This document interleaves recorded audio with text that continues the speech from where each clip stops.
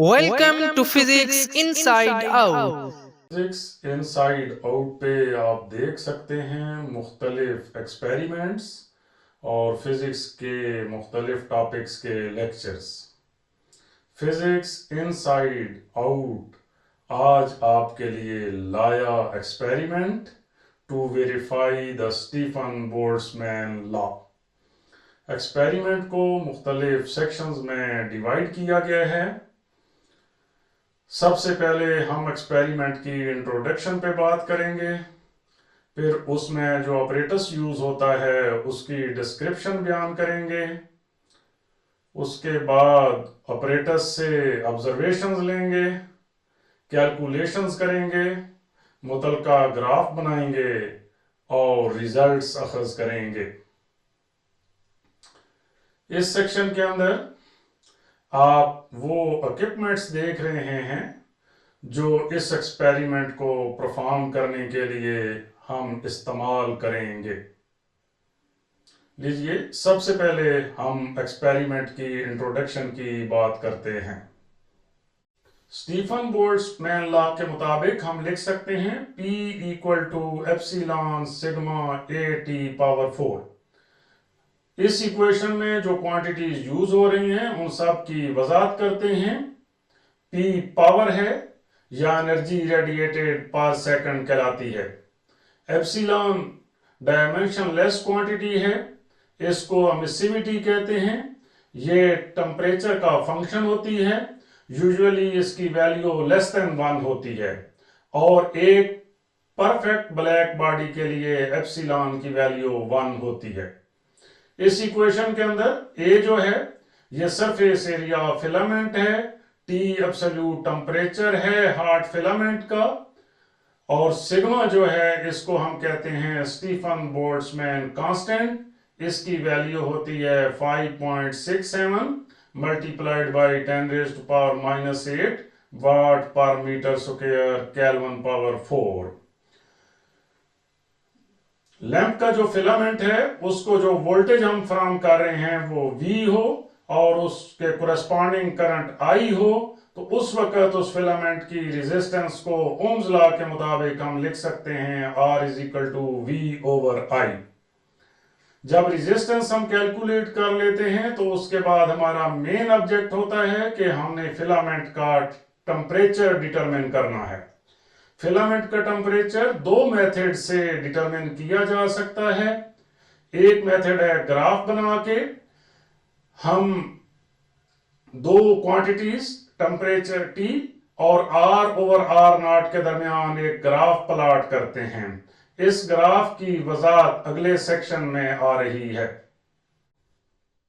Temperature find out करने के लिए हम R/R0 को x एक्सिस के अलॉन्ग लेके और T को केल्विन में y एक्सिस के अलॉन्ग लेके एक ग्राफ प्लॉट करते हैं और फिर उस ग्राफ से R/R0 की किसी भी वैल्यू के कोरेस्पॉन्डिंग टेम्परेचर फाइंड आउट किया जा सकता है। ये एक मेथड है टेम्परेचर फाइंड आउट करने के लिए। दूसरा मेथड टेम्परेचर फाइंड आउट करने के लिए है कि हम डायरेक्टली इस रिलेशन से टेम्परेचर ऑफ फिलामेंट डिटरमिन कर सकते हैं।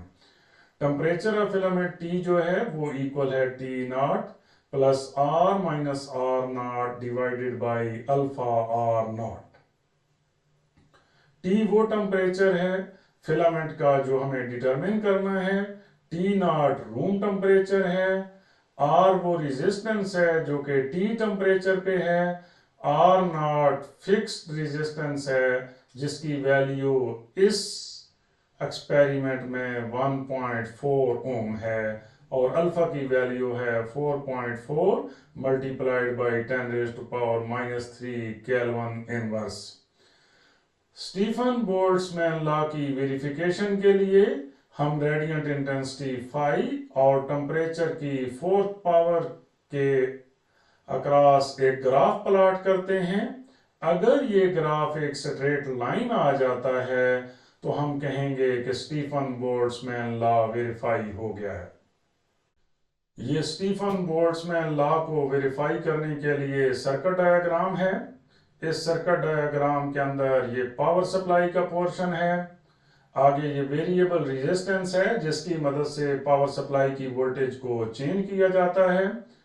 इस पावर सप्लाई की वोल्टेज को पढ़ने के लिए ये वोल्ट मीटर है और उसके कोरस्पॉन्डिंग करंट इस एम मीटर से पढ़ी जा सकती है।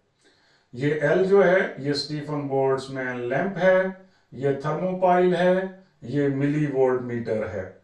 यहां से जब पावर सप्लाई से हम वोल्टेज फराहम करेंगे तो वो स्टीफन बोल्ट्जमैन लैंप को मिलेगी और यहाँ पे ये एम मीटर करंट शो करेगा। जब स्टीफन बोल्ट्जमैन की लाइट थर्मोपाइल पे पड़ेगी तो वहां से रेडिएंट इंटेंसिटी इस मिली वोल्ट मीटर की मदद से नोट कर ली जाएगी। इस एक्सपेरिमेंट को परफॉर्म करने के लिए जो ऑपरेटर्स रिक्वायर्ड है ये उसकी लिस्ट है। उस लिस्ट में जो पहला आइटम है वो है स्टीफन बोल्ट्जमैन लैंप। इस लैंप को ऑन करने के लिए एक पावर सप्लाई चाहिए होती है जिसकी रेंज 0 से 10 वोल्ट तक है। इसी वोल्टेज को पढ़ने के लिए एक वोल्ट मीटर जिसकी वही रेंज है 0 to 10 वोल्ट और उस वोल्टेज के कोरेस्पॉन्डिंग करंट पढ़ने के लिए एक एम मीटर जिसकी रेंज 0 से 1.25 एम्पेयर तक है। एक थर्मोपाइल जो कि रेडिएंट इंटेंसिटी को डिटेक्ट करेगा और इस रेडिएंट इंटेंसिटी को मेजर करने के लिए मिली वोल्ट मीटर यूज होगा जिसकी रेंज है 0 से 250 मिली वोल्ट। और इस एक्सपेरिमेंट में मुख्तलिफ कनेक्शंस करने के लिए हमें फ्लेक्सिबल लीड्स चाहिए होती हैं। ये हमारा ऑपरेटर्स है जो हम verification of Stephen Boltzmann law के लिए यूज करेंगे। इस ऑपरेटर्स के अंदर ये एक पावर सप्लाई है, ये उसकी नॉब है जिसकी मदद से हम वोल्टेज चेंज कर सकते हैं।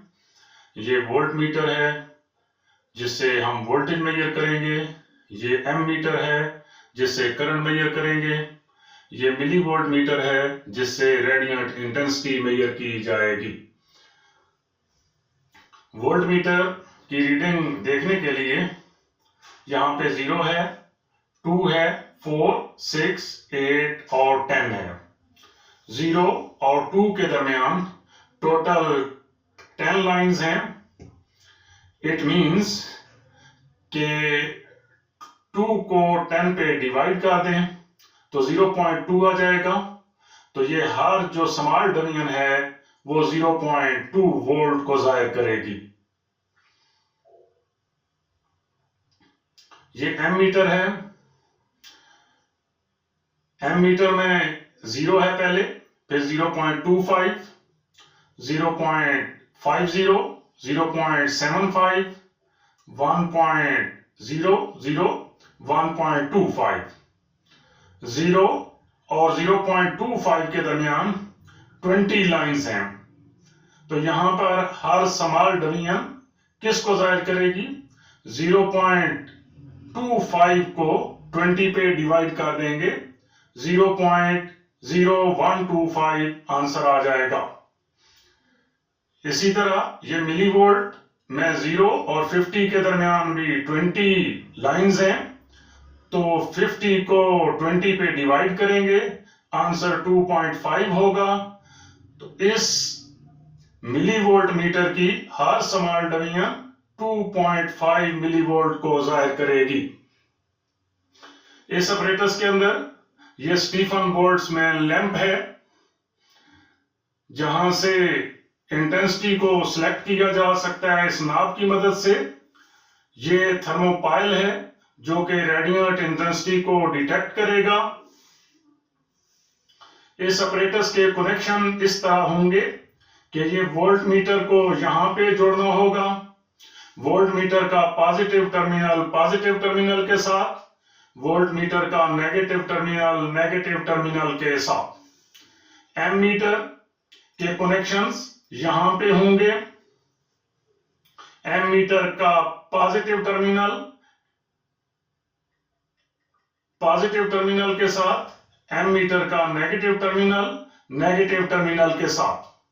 यहां पे स्टीफन बोल्ट्जमैन लैंप, ये स्टीफन बोल्ट्जमैन लैंप है, इसके कनेक्शंस यहाँ पे होंगे और यहाँ पे मिलीवोल्ट मीटर के साथ थर्मोपाइल को कनेक्ट करेंगे। ये मिलीवोल्ट मीटर रेडिएंट इंटेंसिटी को डिटेक्ट करेगा।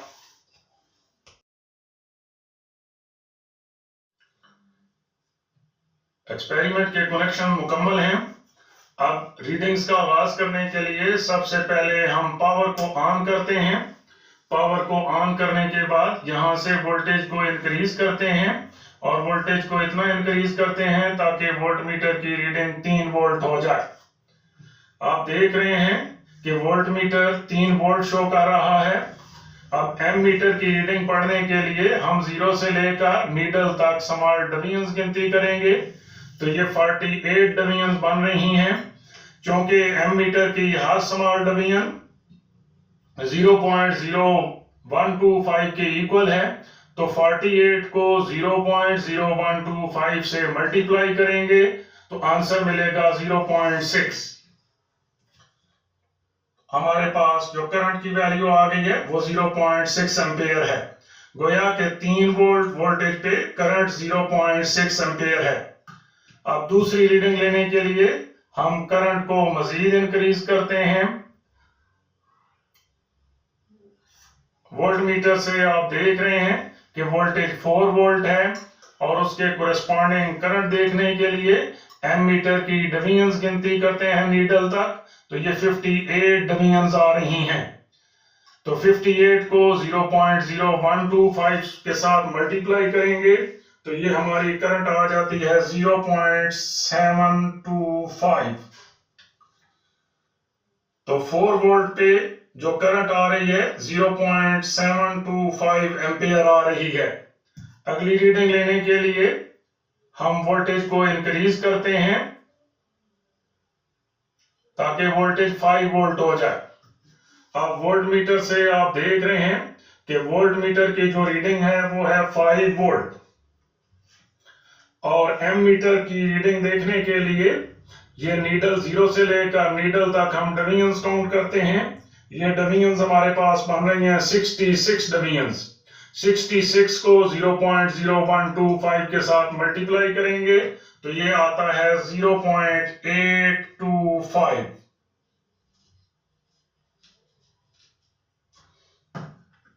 इसी तरह मजीद रीडिंग्स भी हम ले सकते हैं। 6 वोल्ट पे रख के करंट नोट करनी है और फिर 7 वोल्ट पे रख के भी करंट नोट कर लेनी है। ये कम से कम 6 रीडिंग्स हमने नोट करनी है। उसके बाद अब रेडिएंट इंटेंसिटी फाइंड आउट करने के लिए दोबारा हम इस वोल्टेज को इंक्रीज करते हैं अपनी पहली रीडिंग तक। पहली रीडिंग हमारी थी 3 वोल्ट, यहाँ पे 3 वोल्ट हो गया। यहाँ से रेडिएंट इंटेंसिटी नोट करने के लिए आप देख रहे हैं कि सिर्फ एक डिवीजन आ रही है और इसकी हर डिवीजन 2.5 के इक्वल थी। तो हमारी 3 वोल्ट के कोरेस्पॉन्डिंग रेडिएंट इंटेंसिटी जो है वो 2.5 मिलीवोल्ट है। दूसरी रीडिंग लेने के लिए हम इसी वोल्टेज को अपनी दूसरी वोल्टेज तक इंक्रीज करते हैं। टेबल में हमारी दूसरी रीडिंग 4 वोल्ट है।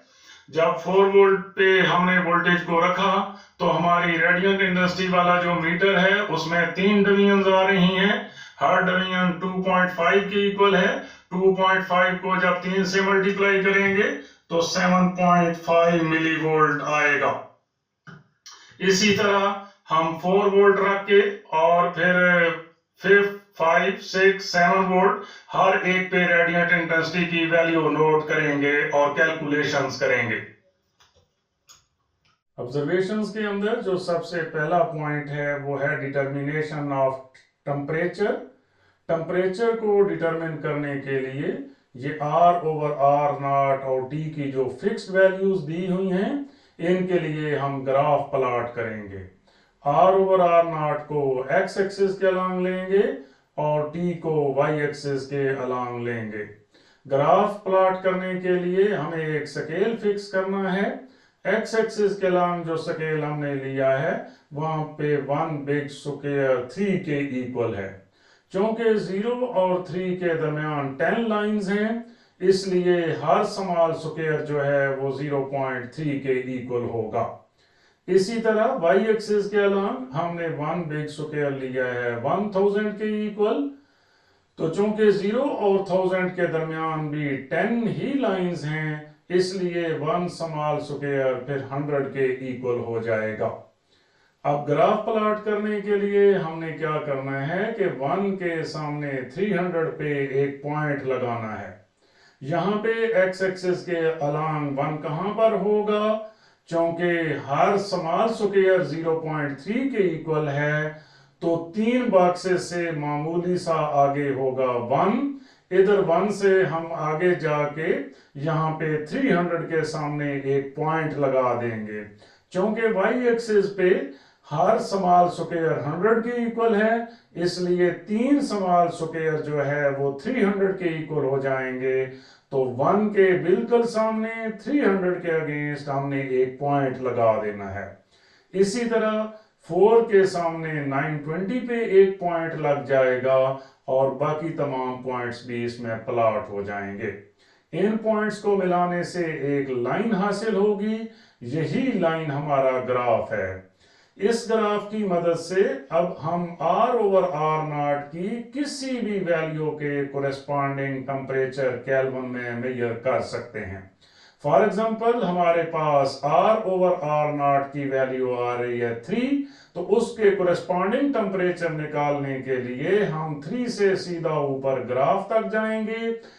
ये जो लाइन है 3 वाली, ये ग्राफ को वाई एक्सिस के अलांग 7th लाइन पे मिल रही है।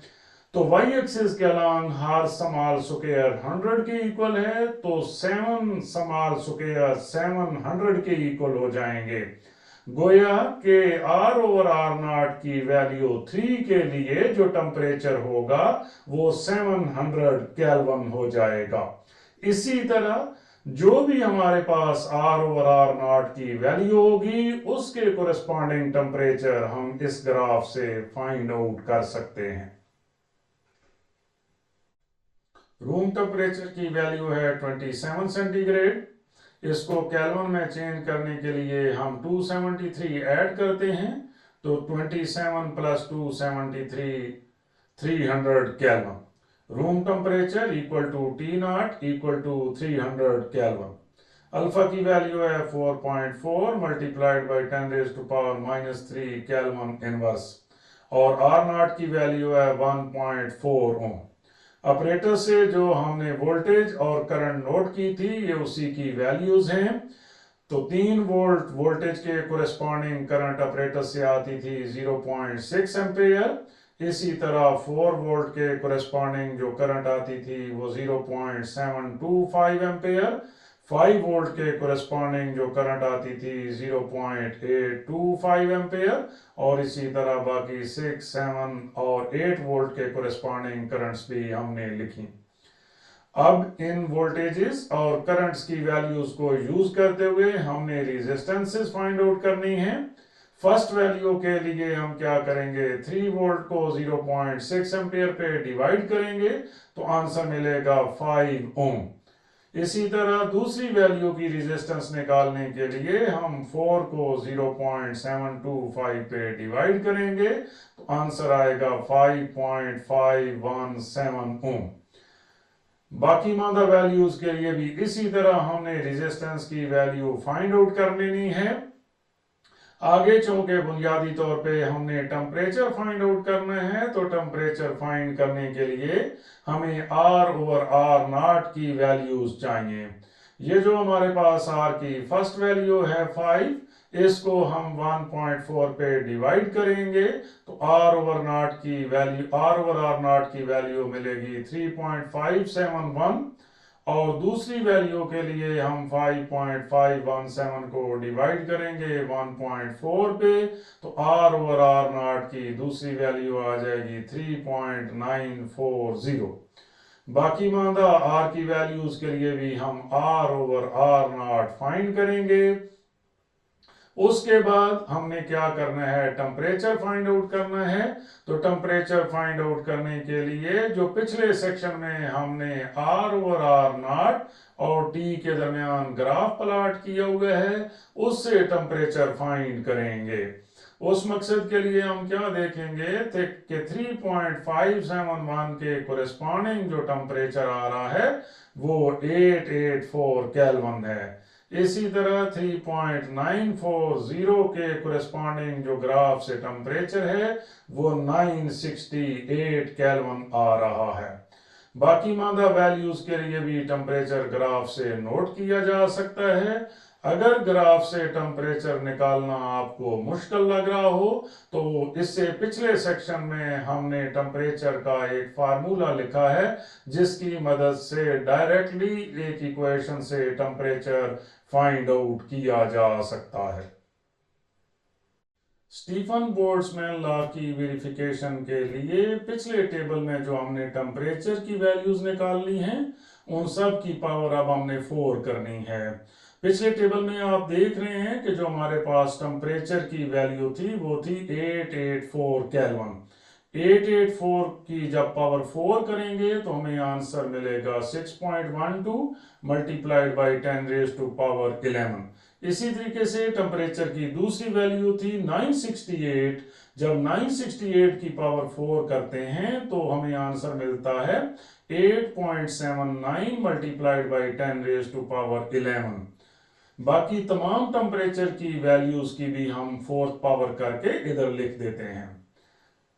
हमारे पास जब वोल्टेज 3 वोल्ट थी तो उसके कोरेस्पॉन्डिंग जो रेडिएंट इंटेंसिटी ऑपरेटस से आ रही थी वो 2.5 मिली वोल्ट थी। इसी तरह जब हमने 4 वोल्ट वोल्टेज रखी हुई थी फिलामेंट की तो उस वक्त जो कोरेस्पॉन्डिंग रेडिएंट इंटेंसिटी थी वो 7.5 मिली वोल्ट थी। बाकी तमाम वैल्यूज भी रेडिएंट इंटेंसिटी की हमने लिख दी। अब स्टीफन बोल्ट्जमैन लॉ की वेरिफिकेशन के लिए हमने टेम्परेचर की पावर 4 और रेडिएंट इंटेंसिटी 5 के दरमियान एक ग्राफ प्लॉट करना है। T पावर 4 को हमने लेना है x एक्सिस के अलांग और 5 को लेना है y एक्सिस के अलांग। ग्राफ प्लॉट करने के लिए हमें एक स्केल फिक्स करना होता है। तो x एक्सिस के अलांग हमने 1 बिग स्क्वायर 10 के इक्वल लिया हुआ है। चूंकि 0 और 10 के दरमियान 10 लाइंस हैं इसलिए 1 स्मॉल स्क्वायर x एक्सिस के अलांग 1 के इक्वल हो जाएगा। इसी तरह y एक्सिस के अलांग जो हमने 1 बिग स्क्वायर लिया हुआ है वो 100 के इक्वल है। 0 और 100 के दरमियान भी 10 बॉक्सेस हैं तो इसलिए 1 स्मॉल स्क्वायर जो है वो 10 के इक्वल हो जाएगा।